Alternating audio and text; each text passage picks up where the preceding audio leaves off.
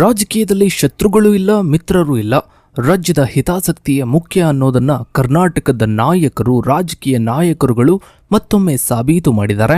ಇಷ್ಟು ದಿನ ಸಂಸತ್ನಲ್ಲಿ, ವಿಧಾನಸಭೆಯಲ್ಲಿ ಹಾಗೆ ವೇದಿಕೆಗಳ ಮೇಲೆ ಪರಸ್ಪರ ವಾಗ್ದಾಳಿಯನ್ನ ನಡೆಸ್ತಾ ಇದ್ದ ಕಾಂಗ್ರೆಸ್ ಮತ್ತು ಬಿಜೆಪಿ ನಾಯಕರು ಇವತ್ತು ಒಂದೇ ಟೇಬಲ್ನಲ್ಲಿ ಕುಳಿತು ಕೈಜೋಡಿಸಿದ್ದಾರೆ. ಮುಖ್ಯಮಂತ್ರಿ ಡಿಕೆ ಶಿವಕುಮಾರ್ ಅವರ ಬಲಿಷ್ಠ ನಾಯಕತ್ವದ ಕರೆಗೆ ಸ್ಪಂದಿಸಿ ಕೇಂದ್ರ ಸಚಿವರಾದ ಪ್ರಹ್ಲಾದ್ ಜೋಶಿ, ಶೋಭಾ ಕರಂದ್ಲಾಜೆ ಸೇರಿದಂತೆ ಹಲವು ಬಿಜೆಪಿ ಸಂಸದರು ರಾಜಕೀಯವನ್ನು ಬದಿಗಿಟ್ಟು ರಾಜ್ಯಕ್ಕೋಸ್ಕರ ಒಟ್ಟಾಗಿ ನಿಂತಿದ್ದಾರೆ. ಆದರೆ ಮತ್ತೊಂದು ಕಡೆ ರಾಜ್ಯ ನಾಯಕರ ಈ ಒಗ್ಗಟ್ಟು ಈಗ ಬಿಜೆಪಿ ಹೈಕಮಾಂಡ್ಗೆ ದೊಡ್ಡ ತಲೆನೋವಾಗಿ ಪರಿಣಮಿಸಿದೆ. ಪಕ್ಷದ ಗೆರೆ ದಾಟಿ, ನೀತಿ ನಿಯಮಗಳನ್ನು ದಾಟಿ ಡಿಕೆ ಶಿವಕುಮಾರ್ ಅವರ ಜೊತೆಗೆ ಬಿಜೆಪಿ ನಾಯಕರು ಕೈಜೋಡಿಸಿದ್ದು ದೆಹಲಿ ಮಟ್ಟದಲ್ಲಿ ದೊಡ್ಡ ಮಟ್ಟದ ಚರ್ಚೆಗೆ ಕಾರಣವಾಗಿದೆ. ಡಿಕೆ ಶಿವಕುಮಾರ್ ಅವರ ರಣತಂತ್ರಕ್ಕೆ ಬಿಜೆಪಿ ಹೈಕಮಾಂಡ್ ತತ್ತರಿಸಿ ಹೋಗಿದೆ. ಡಿಕೆ ಶಿವಕುಮಾರ್ ಅವರ ರಾಜಕೀಯ ಪ್ರಭಾವವನ್ನ ಕುಗ್ಗಿಸೋದಕ್ಕೆ ಬಿಜೆಪಿ ನಾನಾ ರೀತಿಯ ಪ್ರಯತ್ನಗಳನ್ನ ಮಾಡ್ತಾ ಇದೆ. ರಾಜ್ಯದಲ್ಲಿ ಮುಖ್ಯಮಂತ್ರಿ ಬದಲಾವಣೆಯಾದ ನಂತರ ರಾಜ್ಯ ರಾಜಕೀಯದಲ್ಲಿ ಏನೆಲ್ಲ ನಡೀತಾ ಇದೆ, ಇದರ ಬಗ್ಗೆನೇ ಒಂದು ವಿಶೇಷ ವರದಿ ಇದೆ, ಬನ್ನಿ ನೋಡ್ತಾ ಹೋಗೋಣ.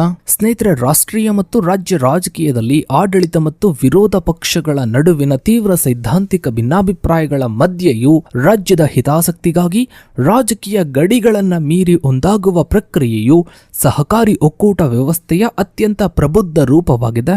ದೆಹಲಿಯಲ್ಲಿ ಕರ್ನಾಟಕದ ಸಂಸದರು ಮತ್ತು ಕೇಂದ್ರ ಸಚಿವರನ್ನ ಒಳಗೊಂಡಂತೆ ಆಯೋಜಿಸಲಾದ ಸಾರ್ವತ್ರಿಕ ಸಮಾಲೋಚನಾ ಸಭೆಯು ಕರ್ನಾಟಕದ ರಾಜಕೀಯ ಇತಿಹಾಸದಲ್ಲಿ ಪ್ರಮುಖ ಮೈಲುಗಲ್ಲಾಗಿದೆ.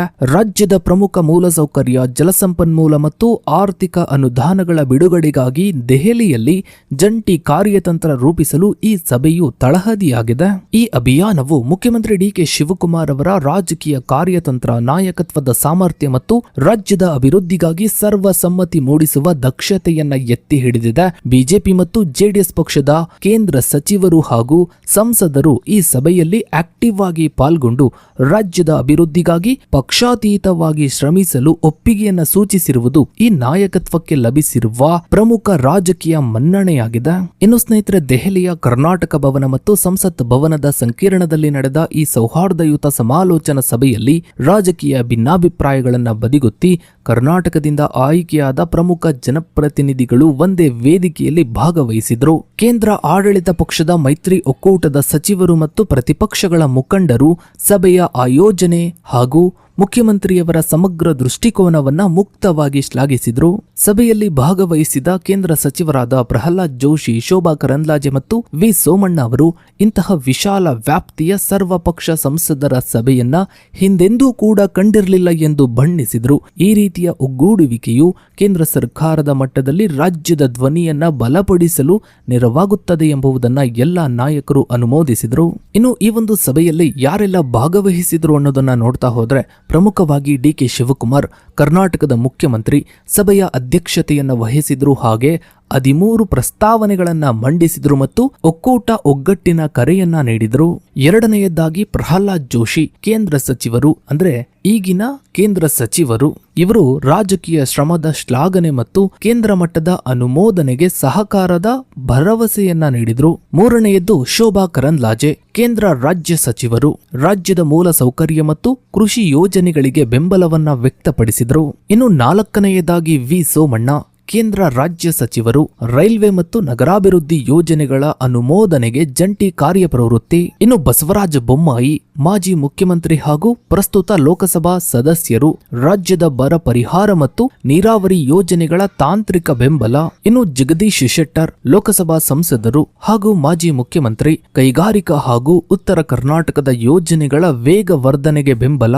ಇನ್ನು ಸುಧಾಮೂರ್ತಿ, ರಾಜ್ಯಸಭಾ ಸದಸ್ಯರು, ಸಾಮಾಜಿಕ ಹಾಗೂ ಶೈಕ್ಷಣಿಕ ಯೋಜನೆಗಳ ಅನುಷ್ಠಾನಕ್ಕೆ ಸಹಕಾರ.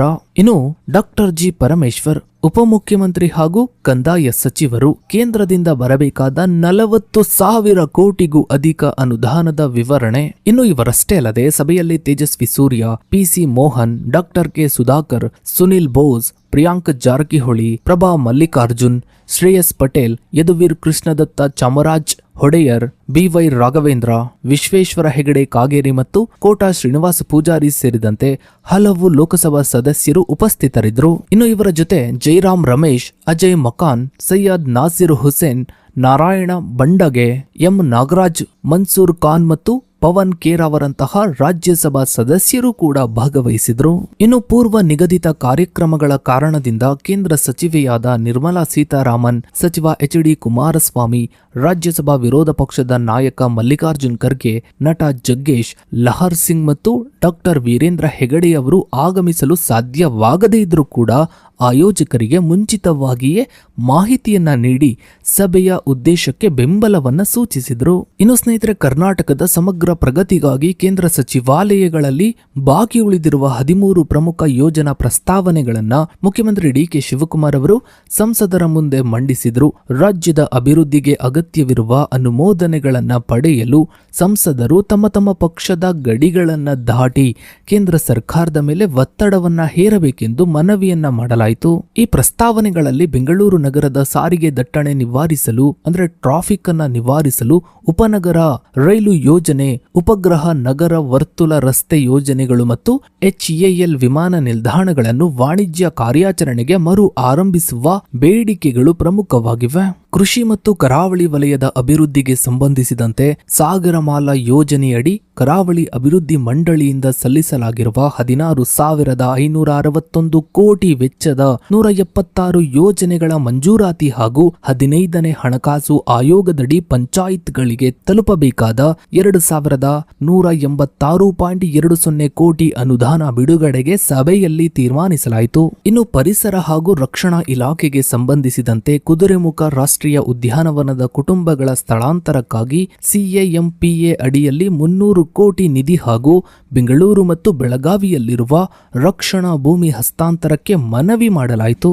ಇನ್ನು ಉಪಮುಖ್ಯಮಂತ್ರಿ ಡಾಕ್ಟರ್ ಜಿ. ಪರಮೇಶ್ವರ್ ಅವರು ಕೂಡ ಕಂದಾಯ ಇಲಾಖೆಯ ವ್ಯಾಪ್ತಿಯಲ್ಲಿ ಕೇಂದ್ರದಿಂದ ರಾಜ್ಯಕ್ಕೆ ತಲುಪಬೇಕಾದ 40,000 ಕೋಟಿಗೂ ಹೆಚ್ಚಿನ ಬಾಕಿ ಅನುದಾನವನ್ನ ತಕ್ಷಣವೇ ಬಿಡುಗಡೆ ಮಾಡಲು ಸಂಸದರೆಲ್ಲರೂ ಜಂಟಿಯಾಗಿ ಶ್ರಮಿಸಬೇಕು ಎಂದು ಪ್ರತಿಪಾದಿಸಿದರು. ಇನ್ನು ಸ್ನೇಹಿತರೆ, ಸಭೆಯಲ್ಲಿ ಅತ್ಯಂತ ಆದ್ಯತೆಯ ವಿಷಯವಾಗಿ ರಾಜ್ಯವು ಪ್ರಸ್ತುತ ಎದುರಿಸ್ತಾ ಇರುವ ತೀವ್ರ ಕುಡಿಯುವ ನೀರಿನ ಬಿಕ್ಕಟ್ಟು ಮತ್ತು ಜಲಾನಯನ ಪ್ರದೇಶಗಳಲ್ಲಿನ ಜಲಾಶಯಗಳ ಸ್ಥಿತಿಗತಿಯನ್ನ ಚರ್ಚಿಸಲಾಯಿತು. ಆಲಮಟ್ಟಿ ಮತ್ತು ಹಾರಂಗಿ ಜಲಾಶಯಗಳನ್ನು ಹೊರತುಪಡಿಸಿ ರಾಜ್ಯದ ಬಹುತೇಕ ಪ್ರಮುಖ ಅಣೆಕಟ್ಟುಗಳಲ್ಲಿ ನೀರಿನ ಮಟ್ಟ ಗಣನೀಯವಾಗಿ ಕುಸಿದಿರುವುದು ಕೃಷಿ ಮತ್ತು ಕುಡಿಯುವ ನೀರಿನ ಪೂರೈಕೆಗೆ ದೊಡ್ಡ ಸವಾಲಾಗಿದೆ. ಈ ಪರಿಸ್ಥಿತಿಯನ್ನ ಎದುರಿಸಲು ಕೇಂದ್ರದಿಂದ ತುರ್ತು ಬರ ಪರಿಹಾರ ನಿಧಿ ಒದಗಿಸುವಂತೆ ಪ್ರಧಾನಮಂತ್ರಿಯವರಿಗೆ ಬರೆದಿರುವ ಪತ್ರದ ವಿವರಗಳನ್ನು ಮುಖ್ಯಮಂತ್ರಿಗಳು ಒದಗಿಸಿದರು.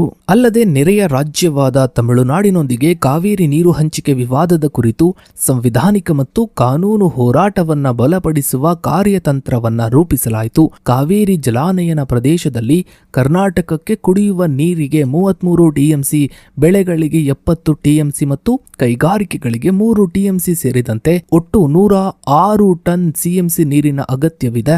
ಆದರೆ ಜಲಾಶಯಗಳಲ್ಲಿ ಸಂಗ್ರಹವಿರುವ ಪ್ರಮಾಣವು ಅತ್ಯಂತ ಕಡಿಮೆ ಇರುವುದರಿಂದ ತಮಿಳುನಾಡಿಗೆ ನಿಗದಿತ ನೀರನ್ನ ಹರಿಸುವುದು ಕಷ್ಟ ಸಾಧ್ಯ ಎಂಬುದನ್ನು ಸುಪ್ರೀಂ ಕೋರ್ಟ್ ಮತ್ತು ಕಾವೇರಿ ಜಲ ನಿರ್ವಹಣಾ ಪ್ರಾಧಿಕಾರದ ಗಮನಕ್ಕೆ ತರಲು ನಿರ್ಧರಿಸಲಾಯಿತು. ಇನ್ನು ಸ್ನೇಹಿತರೆ, ದೆಹಲಿಯಲ್ಲಿ ನಡೆದ ಈ ಸಭೆಯು ಕೇವಲ ಒಂದು ಬಾರಿಯ ಔಪಚಾರಿಕ ಸಮಾಲೋಚನೆಗೆ ಸೀಮಿತವಾಗದೆ ಯೋಜನೆಗಳ ಅನುಷ್ಠಾನಕ್ಕೆ ರಾಜಕೀಯ ರೂಪ ನೀಡಲು ತೀರ್ಮಾನಿಸಿದೆ. ಕೇಂದ್ರ ಸರ್ಕಾರದ ವಿವಿಧ ಸಚಿವಾಲಯಗಳಲ್ಲಿ ಕರ್ನಾಟಕದ ಪ್ರಸ್ತಾವನೆಗಳು ವಿಳಂಬವಿಲ್ಲದೆ ಅನುಮೋದನೆ ಪಡೆಯಲು ದೆಹಲಿಯ ಕರ್ನಾಟಕ ಭವನದಲ್ಲಿ ವಿಶೇಷ ಕಾರ್ಯಾಚರಣೆ ತಂಡವನ್ನು ರಚಿಸಲು ಮುಖ್ಯಮಂತ್ರಿ ಡಿ.ಕೆ. ಶಿವಕುಮಾರ್ ಅವರು ಚಾಲನೆಯನ್ನ ನೀಡಿದ್ದಾರೆ.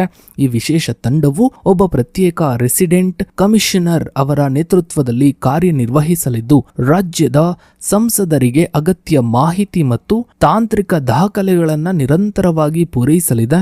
ಒಟ್ಟಾರೆಯಾಗಿ ರಾಜ್ಯದ ರಾಜಕೀಯದಲ್ಲಿ ಕೊನೆಗೂ ಬದಲಾವಣೆಯ ಗಾಳಿ ಬೀಸ್ತಾ ಇದೆ. ಇದು ಹೀಗೆ ಮುಂದುವರೆದ್ರೆ ರಾಜ್ಯ ಆದಷ್ಟು ಬೇಗನೆ ಬೆಳೀತಾ ಹೋಗುತ್ತೆ, ಗ್ರೋ ಆಗುತ್ತೆ. ಒಂದು ವೇಳೆ ಬಿಜೆಪಿ ಹೈಕಮಾಂಡ್ ಏನಾದರೂ ನೀವು ಕಾಂಗ್ರೆಸ್ ನಾಯಕರ ಜೊತೆ ಏನ್ ಮಾಡ್ತಾ ಇದ್ದೀರಾ, ಉಚ್ಚಾಟನೆ ಮಾಡ್ತೀನಿ ಅಂತ ಎದುರಿಸಿದ್ರೆ ಮತ್ತೆ ಅದೇ ರಾಗ ಅದೇ ಹಾಡು. ಸೊ ಇದಾಗಿತ್ತು ಸ್ನೇಹಿತರೆ ಇವತ್ತಿನ ಈ ಒಂದು ವಿಡಿಯೋದ ಬಗ್ಗೆ ನಿಮ್ಮ ಅನಿಸಿಕೆ ಅಭಿಪ್ರಾಯಗಳನ್ನ ತಪ್ಪದೆ ಕಮೆಂಟ್ ಸೆಕ್ಷನ್ ಅಲ್ಲಿ ಕಮೆಂಟ್ ಮಾಡಿ. ಹಾಗೆ ವಿಡಿಯೋಗೊಂದು ಲೈಕ್ ಮಾಡ್ತಾ ವಿಡಿಯೋನಾದಷ್ಟು ಎಲ್ಲ ಕಡೆ ಶೇರ್ ಮಾಡಿ. ನೀವಿನ್ನು ನಮ್ಮ ಚಾನಲ್ಗೆ ಸಬ್ಸ್ಕ್ರೈಬ್ ಆಗಿಲ್ಲ ಅಂದ್ರೆ ಕೆಳಗಡೆ ಕಾಣ್ತಾ ಇರೋ ಸಬ್ಸ್ಕ್ರೈಬ್ ಅನ್ನ ಕ್ಲಿಕ್ ಮಾಡಿ. ಹಾಗೆ ಪಕ್ಕದಲ್ಲಿ ಕಾಣೋ ಬೆಲ್ ಐಕನ್ ಕೂಡ ಕ್ಲಿಕ್ ಮಾಡಿ. Thanks for watching.